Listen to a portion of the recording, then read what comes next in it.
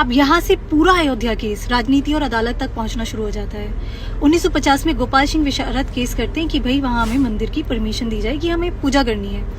उसके बाद 1959 में निर्मोही अखाड़ा, जो कि स्टार्टिंग से ही क्लेम कर रहा है कि ये मंदिर हमारा है और हमारे पर उसको हक दिया जाए, तो वो केस करते हैं कि हमें इसका हक दिया जाए।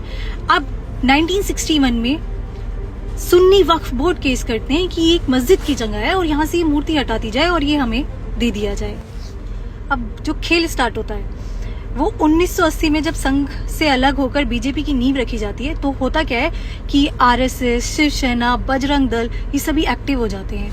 और 1984 में ही वीएचपी क्या करती है, एक धर्म संसद की नींव रखती है जिसके जो एक्टिव मेंबर होते हैं वो लाल कृष्ण आडवाणी, मुरली मनोहर जोशी जैसे दिग्गज होते हैं। अब वीएचपी के जो प्रेसिडेंट होते हैं वो ओपनली चैलेंज करते हैं कि भाई मंदिर तो बनेगा और जरूर बनेगा।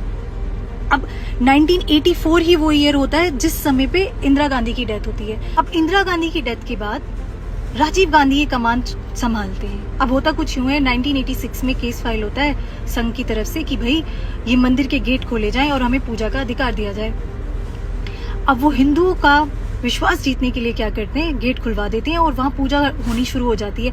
और इस चीज को लाइव दिखाया भी जाता है दूरदर्शन पर, हर टीवी पर। और यही वो समय होता है जब रामायण घर घर में, हर घर में, देश भर में चलाई जाती है। अब होता कुछ यूं है, वो गंदा फंस जाते हैं। इस समय पर मुस्लिम कम्युनिटी उनका सपोर्ट छोड़ देती है और बीजेपी तो स्टार्टिंग से हिंदू को खुला समर्थन कर ही रही है।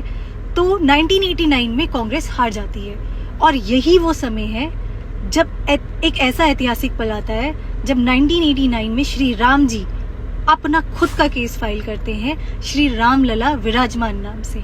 ये इतिहास के पन्नों में बहुत ही ज्यादा ऐतिहासिक पल माना जाता है।